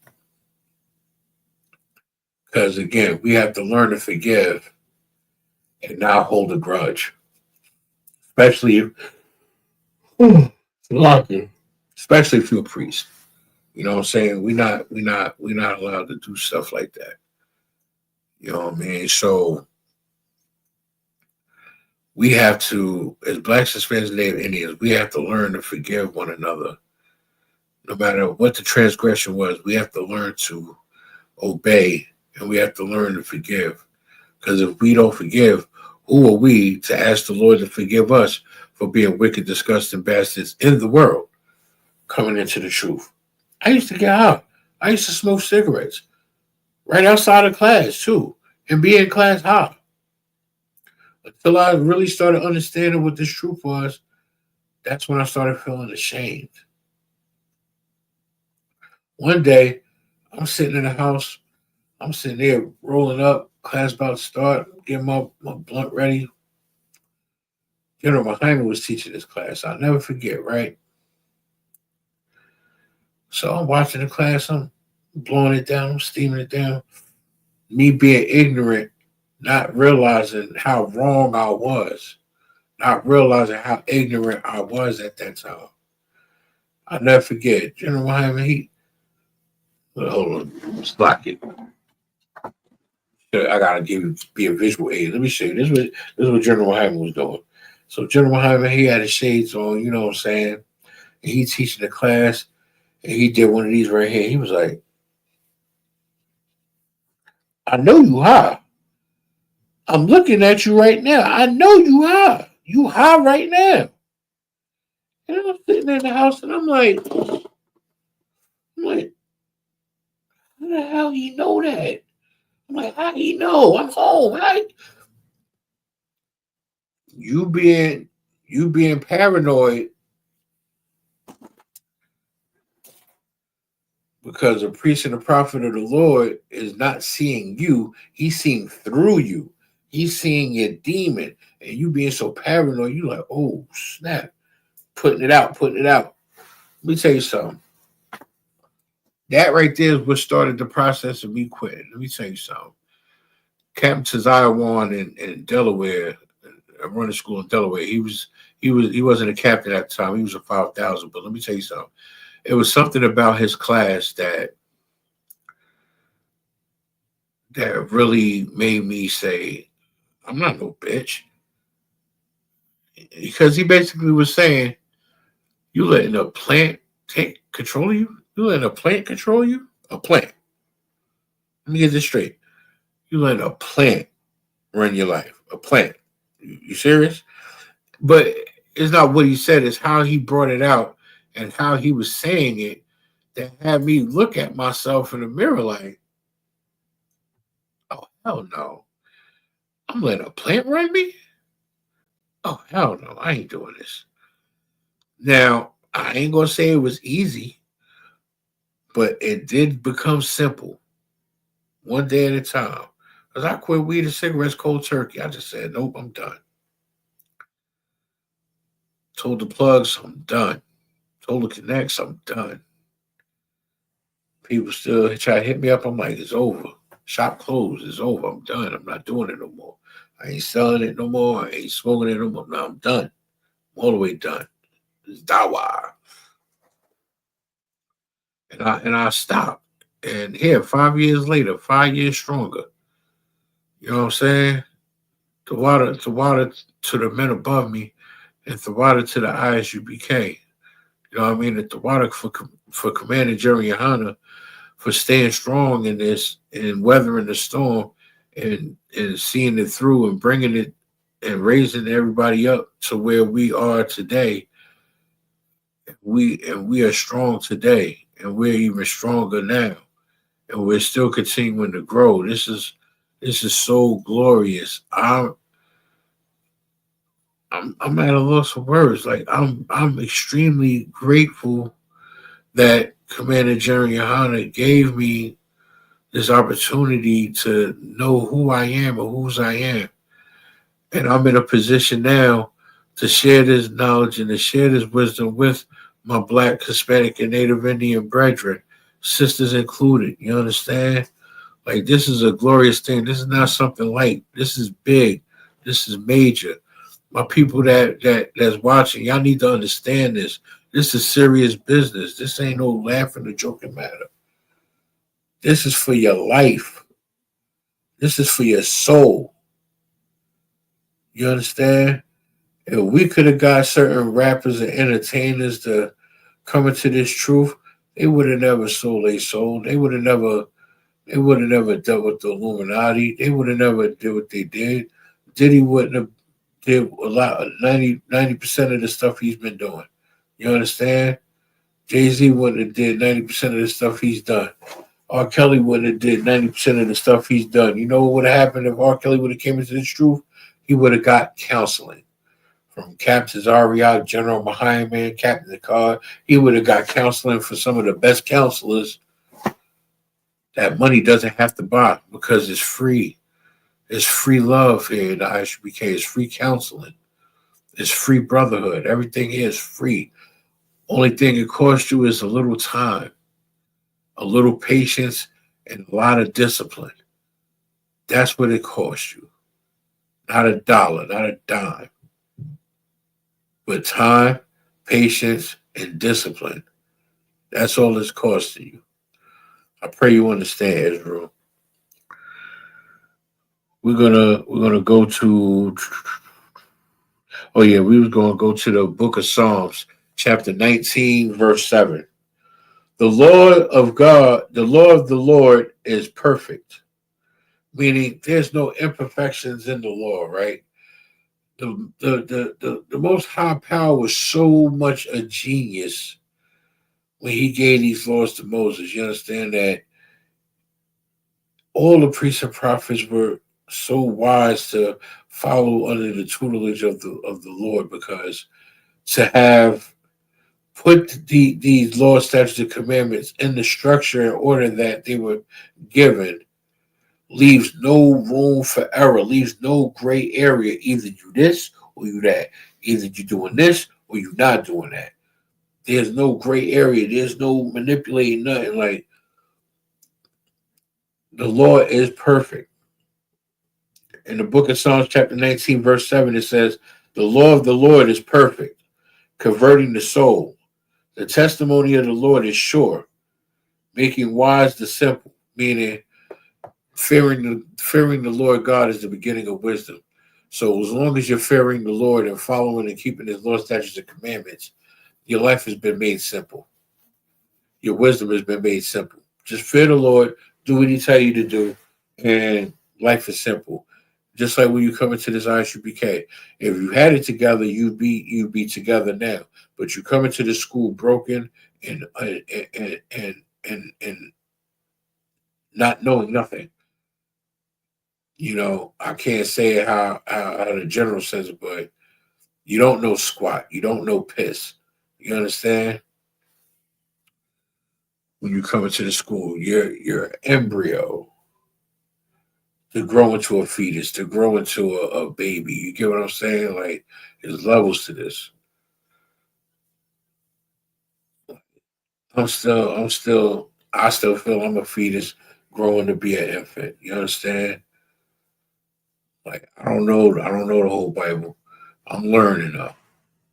I don't know every precept. I'm learning. One day, one precept at a time. You understand? I pray my Black, Hispanic, and Native Indian brothers and sisters get it. Like, this is like, you don't understand, Israel. This is a very great and glorious thing to be in this truth. And if the Lord one day allows you to see it, just to see it, even an inkling of it, I'm sure you will be compelled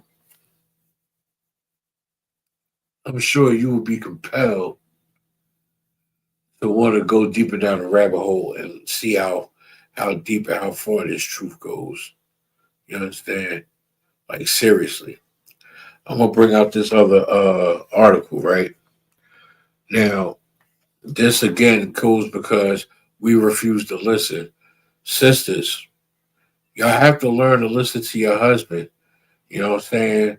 The white man's the devil that the Bible speaks of, but if it wasn't for him with his nonsense of offering you Section 8, offering you to put your husband on or your child's father on child support, you understand? And go to find out child support ain't even for your benefit. It's not even for the betterment of the child. You just offered them to charge you to be in your life, dummy. But this sister in this clip, she unalived her own baby father in front of the baby and in front of police, being a wicked bitch. And there's no other way I could put it. I'm gonna pull up this article, right? I'm yours. You ain't gonna see her after this day. For what? Cause you with that? So when I shoot him, and I done call the cops. Oh, you better just make sure you can articulate. I can. What's going on? I can. I'm showing yours. Hey, man, please. I don't want my baby out here. The wind is blowing. She don't have a head on. Just give her the baby. So when I shoot him, and I done call the cops. Oh, you better just make sure you can articulate. I can. Gunshot goes off. Oh. Oh yeah, she shoot you? Yeah, Oh! She hit him! Oh shit! The baby in front of the baby! I can see her though. I see my kids every day. I'm yours. You ain't gonna see her after this day. For what? Cause you with that? So when I shoot him, and I done call the cops. Oh, you better just make sure you can articulate. I can. What's going on? I can. I'm showing yours. Hey, man, please. I don't want my baby out here. The wind is blowing. She don't have a head on. Just give her the baby. So when I shoot him, and I done call the cops. Oh, you better just make sure you can articulate. I can. Gunshot goes off. Oh. Oh yeah, she shoot you? Yeah, Oh! She hit him! Oh shit! The baby in front of the baby! I can see her though. I see my kids every day. I'm yours. You ain't gonna see her after this day. That's so. For what? Cause you with that? That right there is so disgusting and disturbing, right? That Judite sister was so wicked and so evil to her child's father that was holding the baby. She threatened him in front of the child and police that she's going to shoot him. She had ill intent and she didn't have just cause whatsoever. She didn't state that he did anything wrong. She didn't say nothing. Like she felt like she had all like he was trespassing by coming there with the baby. You understand? She's having a exchange of words with the child's father, and he's not even trying to argue. He's like, "Look, I'm not even trying to argue with you." And then in the whole time she's escalating the situation. And not only is she escalating the situation, police arrived. He's got the baby in his arms, and she's threatening to shoot him and unalive him in front of the baby and in front of police. I need to find a full article on that because I'll be honest with you, Israel. I need to find out if he survived, and if he did, if he's the one that got arrested, or if the sister even got arrested for shooting him in front of police. Slakia, let me just type this up.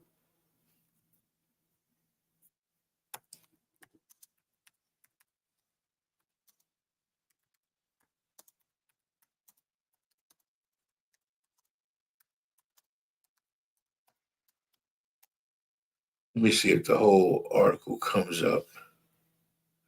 Let's see. Mother shot, killed father, children, birthday party. Damn, that's another one. It said mother shot, killed by baby. Oh, by the mother was shot and killed by father during the baby's birthday party. Let's see. Father holding baby, fends off man with gun at Detroit gas station. No, they ain't it. 9-year-old girl shot while playing outside. No, they ain't it. Woman charged linked to father's homicide. Let's see if that's the one.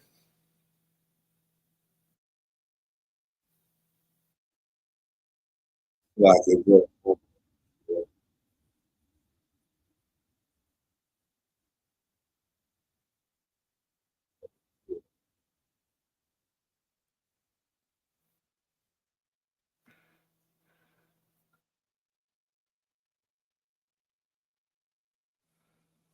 All right, now let me share this. Ezra, let me tell you something. When I be bringing these articles out and bringing out these stories, I bring them to educate our people because this is the kind of stuff that doesn't make the news, or this is stuff that we don't hear or find out about, right? And I bring these articles and these stories out to show further proof that we don't listen. We refuse to listen. Hell, we refuse to listen to each other, let alone listen to somebody trying to teach us something and something good, or a priest trying to tell us the truth. We refuse to listen. We refuse to hearken unto the voice of the Lord thy God. And if we did, stuff like this wouldn't happen. According to a court charging document, in court, we learned that she allegedly shot her father twice. Oh, she shot her father. The argument and deadly shooting apparently started over a door lock at this home on Groveland Avenue. The victim, 59-year-old Brian Reed, was trying to remove it. His daughter, 37-year-old Chanel Reed, is charged with first-degree murder and a gun violation. She's accused of shooting him January 18th. Today in court, Reed appeared for a bail review. A judge ruled her a threat to the community and ordered her held without bond. Reed gave police a written statement telling detectives an argument turned physical and her father began to assault her over a lock on the door at the house. She wrote, "I went upstairs to get my weapon, my gun, while my dad Brian was still trying to unscrew the deadbolt, and I shot towards him, which looked to be his left thigh. He seemed to hesitate while still working on the door, but then he eventually left the house, and I shot towards him once more and called 911 to let them know." According to the court record, outside of the house, police recovered a Glock handgun with 5 .40 caliber rounds in it, 2 shell casings, a screwdriver, and other items. Inside, they found more ammunition, 2 clear gel caps with a white powder substance, suspected drugs, a .40 caliber live round on the floor near the stairs, and a shell casing. Police say about an hour prior to the shooting, they went to the home because of a family disturbance. The father told them his daughter had locked him out of the house. About 50 minutes later, Reed called and claimed her father assaulted her. As officers responded, she called again saying she shot her father. Now,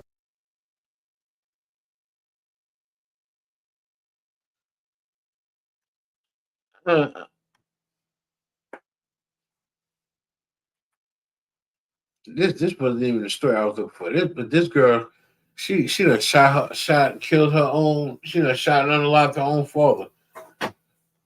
Tell police he assaulted her, but it seemed like she was barricaded in her room and he was locked out the house, unless it happened prior to him being locked out the house. You understand what I'm saying? But she seems like an adult. She don't seem like a young teenager or nothing like that. And she's knowledgeable with handling a firearm, so she's got to be an adult. I don't know. Maybe they had an argument, a disagreement, a dispute, and it started to get physical, and he left out before it got worse or out of hand, and she decided to unalive him.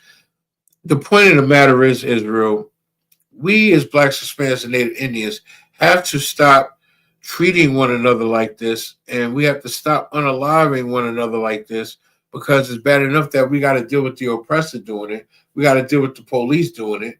You know what I'm saying? Like, we're getting unalived enough. We don't need help. We don't need no help.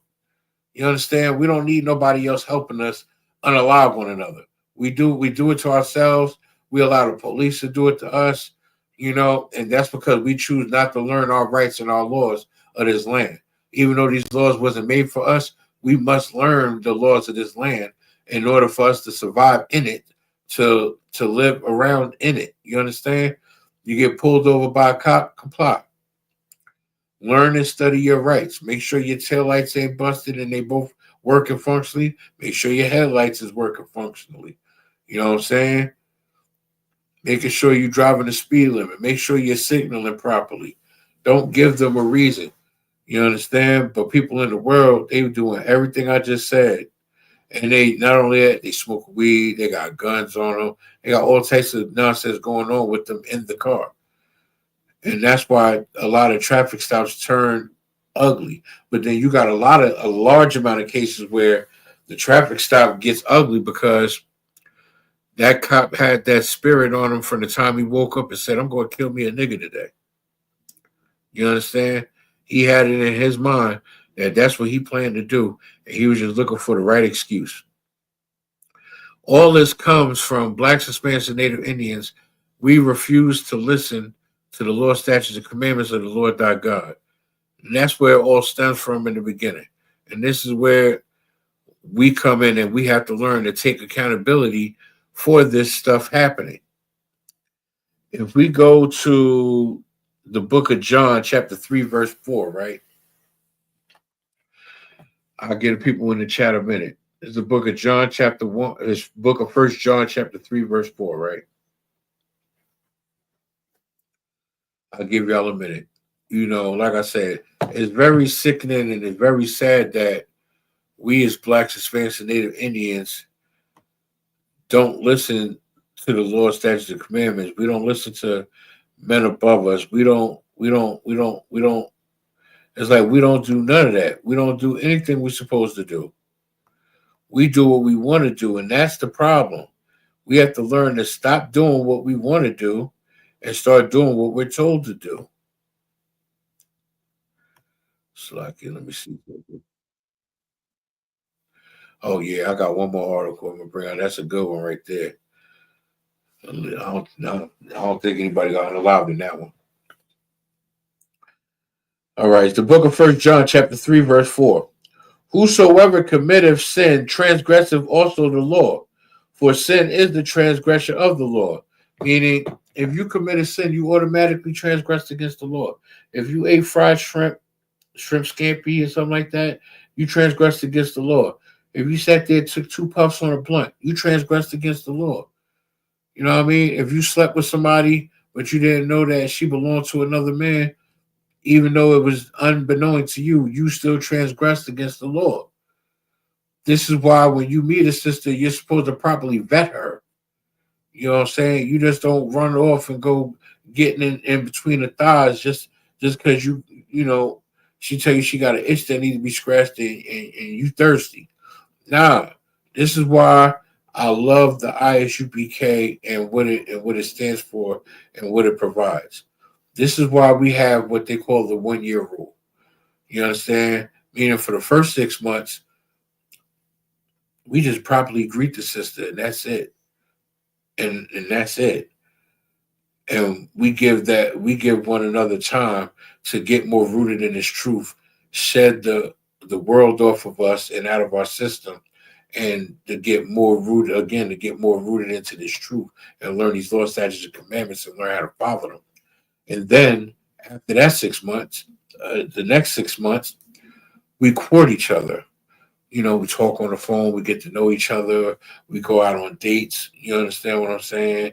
And we really build and learn one another to see if this is the person that we want to spend our life with. You understand? Because sex is marriage. Once you lay hold to somebody, that's your wife or that's your husband. You understand what I'm saying? So after that 6 months, if we feel that we're at that point where we built up a bond and we would like to continue on, and we get permission from the head, and then we go consummate and we spend that time together, and then we lay hold to each other, and then we become one flesh. And once that happens, you're mine, I'm yours. That's it. You know what I'm saying? And that be that. That's how that works. You understand? But being in the world, we don't know no better. We out here sticking and moving, and we not realizing that, damn, we ain't even get to know this girl, and she's a nutcase. She is a nut. She crazy. You know what I mean? And don't give her that good do benevolence. Don't do it to her good, because that's when you unlock the delusional crazy one out of them. You know what I mean? Now she wants your constant location. She don't want you going nowhere. You know what I'm saying? Like, she down there trying to do voodoo on you and bury your drawers in the backyard just to try to keep you there. You know what I'm saying? Like, you got to properly vet these women. Like, never trust, like, even Belle Biv DeVoe said it, never trust a big butt and a smile. That girl is poison. In the book of Ecclesiasticus, chapter 25, verse 21, it says, do not stumble upon the beauty of a woman, for let the portion of a sinner fall upon her. Don't look at that pretty face. Don't look at that pretty mouth. Don't look at the perky breasts. Don't look at that juicy behind and get caught up in the matrix. You understand? It might be fake, first off. Second, you don't know what you're getting into. And all this comes behind refusing to listen to the law, statutes, and commandments. Because if you keep the law, statutes, and commandments, you won't have to worry about pitfalls like that for falling in love with a dragon. You understand? Because you would know, if you properly vet the sister by keeping the law, statutes, and commandments, to know how to properly vet the sister. You understand? Like that, all that ties together. And this is why we as Blacks, Hispanics, and Native Indians have to learn the law, statutes, and commandments, and learn to live them. Lean on the Adawanya. You know what I'm saying? Learn from the Adawanya, meaning the men above you. Learn from the men above you. That's what they're here for. You could be puzzled about something. It could be 2 a.m. Call that brother. Call your camp leader. He's going to answer. Yeah, shalom, Mark. What's going on with you? Yeah, sir, I'm a little confused about something. I was reading these scriptures, and I'm trying to understand something about my Rev, right? This is that, and the third, da-da-da-da, da-da-da-da, da-da-da-da. And he hears you out, right? He your whole situation. And he'd be like, all right, read me the scripture. And then you read the scripture. He tell you, break it down for you, like, yes, that scripture, you can use that scripture for this particular situation. This is how you break it down, and this is how you use it. You know what I'm saying? Now, if you want to hit her with the scripture, this is the way you can bring it out to her without getting a negative reaction or response. Boom. You know what I mean? Problem solved. This, that, and the third. You know, but we as Blacks, Hispanics, Native Indians, we've refused to listen.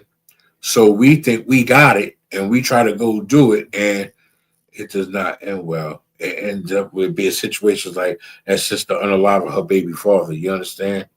Let me bring out this other article right quick. Slovakia. Here we go. All right. Now, police try to give you a quick backdrop. Police is trying to arrest this Army vet. They just walked in his house without permission, and he's asking them respectfully to leave. There's no, like, you had no probable cause to be in here. But this is what happens because the white man is the devil that the Bible speaks of, and Esau feel he could do whatever the hell he want because this is his kingdom. I'm asking you to leave. I know. I'm asking you to leave. Please leave. I'm asking you to leave my residence. Well, if you answer this question, I'm asking you to leave my residence. I'm about to put you in handcuffs, sir. If you do that, that's your choice. Okay, turn around. How would you put me in handcuffs? Turn around, put your hands behind your back. What have I done? You're going to listen to what I said. You're going to put down the phone. You're calling 911, and I'm standing right here. But what have I done? Put down the damn phone. Why are you Turn around and put your hands behind your back. Put your hands behind your back. Why are you Because you know what? You're calling 911, and we're standing right in front of you. I'm asking you to leave my residence. I'm not leaving your place now. Turn around, put your hands behind your back. I'm not doing that now. Put your hands behind your back. You're calling 911 right in front of us. Because I asked you to leave my residence. We can't leave. You know this. We've determined. You know this. You know exactly what I'm talking about. If you were law enforcement, then you would understand. Okay. And this is why African Americans have issues with law enforcement. Don't start that. Don't start that. That's a bunch of I asked you to leave, and you use profanity at someone? That's okay. I can use that. Oh, really? For someone yeah. who you concerned about doing something to themselves? Hey, you know what? When you're not listening to commands, what did you do? That wasn't a command. All right. A command for me to ask you to leave my residency? You got command us to do. I can ask you to leave if you're not supposed. Why are you here? You were here to help me. And I'm not here because somebody wanted us to shut and I told you I was fine. And then you started exacerbating my condition. Why you put your hand up like for me not to speak? You can't help a person if you don't want to listen to what they're saying. If I ask you to leave because you're exacerbating my disability, which clearly you're aware I'm a person with a disability because you already observed, number one, you see a sign right here. You're saying that. Number two, how do I know what that is? Yeah. What is that? Oh, well, how do you know I don't have one? You could, but guess what? If you had one and you came in my residency, and I So you're the victim here, right? You're the victim here, right? Well, you guys are victimizing me. And now I'm in cuffs. Well, you're in cuffs now because of the way you're acting. Why? Who else is here? Don't Why are you grabbing me? I'm not doing Relax. it. Relax. But I asked you not to move. Relax. The officers violated Douglas's rights by arresting him without probable cause, and further infringed upon his rights by searching his house without a warrant or his consent. Douglas alleges the wellness check was retaliation for his discrimination complaint against the VA. According to California Civil Code Section 51.7, no one may be intimidated or retaliated against due to race or protected status through false emergency reports. Douglas confirmed that the Veterans Crisis Line deleted recordings of calls containing false suicide allegations against him. These calls were reportedly used to justify the wellness check, further exacerbating the violation of his rights. The pattern of retaliation by the VA raises serious concerns about their treatment of veterans who file grievances. Please leave. I'm asking you to leave. I know. I'm asking. Utterly disgusting. Utterly disgusting, y'all. That is so freaking disgusting. You see that? Like, I brought out another article the other day about a man being arrested just for being black. Like, they have no shame. None. And it's disgusting and despicable. And this is why we at the ISUPK, we're not affiliated with any Christian church, any Muslim mosque, any fake or false Israelite groups. You understand? We stand alone. And we stand tall. And we stand for these laws, statutes, and commandments. And just because that brother had a disability, he did not know better. He did not know about the law, statutes, and commandments. He's been in Esau's military and has been damaged from being in Esau's military, and now has to be further damaged by Esau's law enforcement. You understand? Rights violated, and it's disgusting. Let's see. If you are out of favor with the Most High, can you get back in favor, or is gone? Nah, permission to speak freely. If it's like this, if let's say you was in the truth, right? And let's say a situation occurred in the world with family because you trying to teach them what you were learning in the truth, but they're not jacking it. And they try to find ways to threaten and manipulate you to lead the truth because you understand by giving them up, the Lord will give it back to you 100-fold in the kingdom, right? But they don't understand to get that. So they try to find ways to manipulate and force you to leave the truth. Let's say you listen to them and you leave the truth, right? And then when you leave the truth, they start treating you 10 times worse than they did when you went in the truth. See, this is the catch-22 to that. They don't like you being in the truth because you're trying to correct them, and they don't know correction is love. You understand? But at the same time, they respected you for standing 10 toes down on that business. And all they was trying to do is see if they can manipulate you, and you allowed them to. Now, just because you allowed them to doesn't mean that you can't get back in the good graces of the Most High. All you have to do is just repent, acknowledge you made a mistake, and come back home. You might have to start over. You might have to re-earn your name or your rank if you had that when you was in the truth.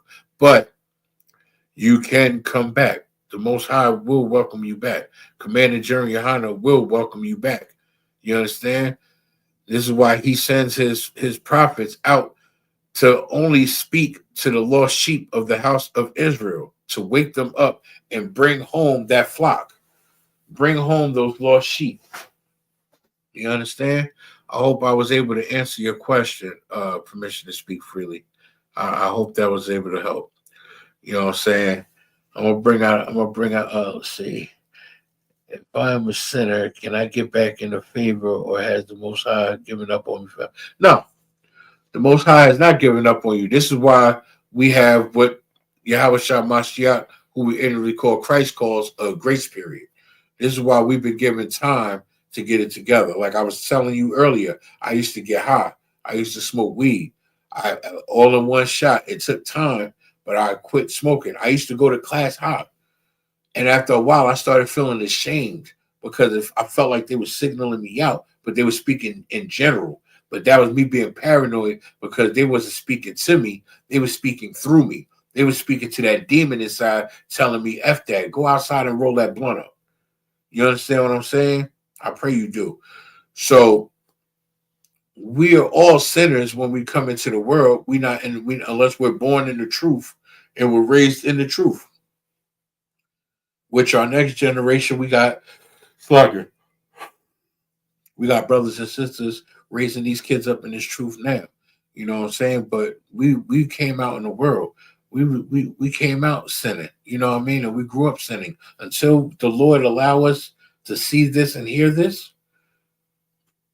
We were all sinners, and when we chose to stop. Now, just because we stop doesn't mean the fight is over. We still have to fight, because even though we have some demons to fight, there's other demons that come along. Like, say, I beat up that weed and that cigarette demon. Boop, boop, boop, boop, boop.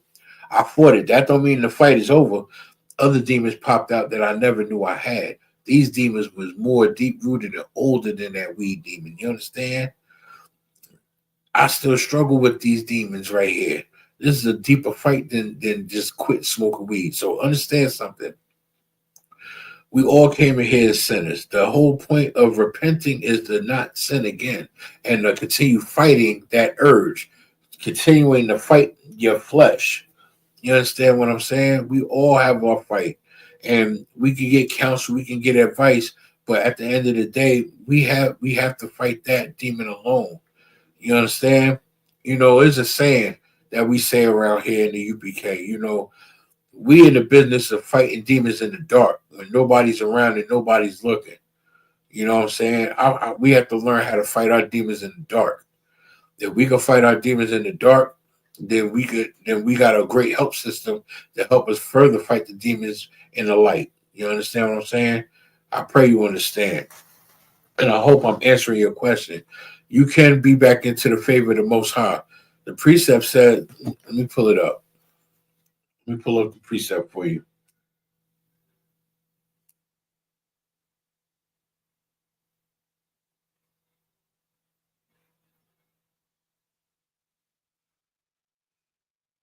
You give me 1 second. I'm pulling it up for you right now. All right, here we go. It's the book of Revelations, chapter 3, verse 8. I know thy works. Behold, I have set before thee an open door, and no man can shut it. For thou hast little strength, and hast kept my word, and hast not denied my name. Meaning, whatever eyes and ears the Most High open, no man could close it. And what eyes and ears the Most High closeth, no man can open. So if the Lord allows you to see this and hear this, do not take it for granted. Because there may come a time where you keep backsliding, you keep sinning, and the Most High will shut your lights off. And he won't allow you to see this truth or hear this truth again. And now you stuck in a dilemma because you don't want to sin now. You're ready to repent, but now the Most High don't hear you. So what do? Do you continue to fight and pray that the Lord hears you again? Or do you continue to sin and end up back out in the world where you came from? Is the point of fighting.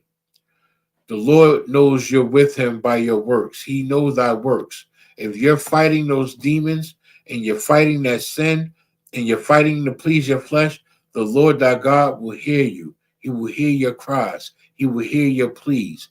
You understand? If you continue to fight, you will be back in his favor, whether now or later. But the point is, you got to fight. Permission to speak freely, you got to fight. I hope I've answered your question, and I pray you understand. You have to fight. And as long as we refuse to listen to these laws, statutes, and commandments, we will continue to face the punishments of the Lord thy God. You understand? I really hope you understand, man. Oh boy, time flies when you out here doing this work. Let me tell you. Well, all I can say now, Israel, is pay your tithes, pay your tithes, pay your tithes. Follow and keep these laws, statutes, and commandments. And always remember, if you have a problem, if you have any questions, the number at the bottom of the screen, you could call it at any given time. Call that number morning, noon, or night. If you got questions, if you need a scripture broken down, if you have a problem that you can't answer on your own, call this number. We have the best counseling and the best support system on earth. You understand? I pray you understand. Until the next episode, Israel, shalom.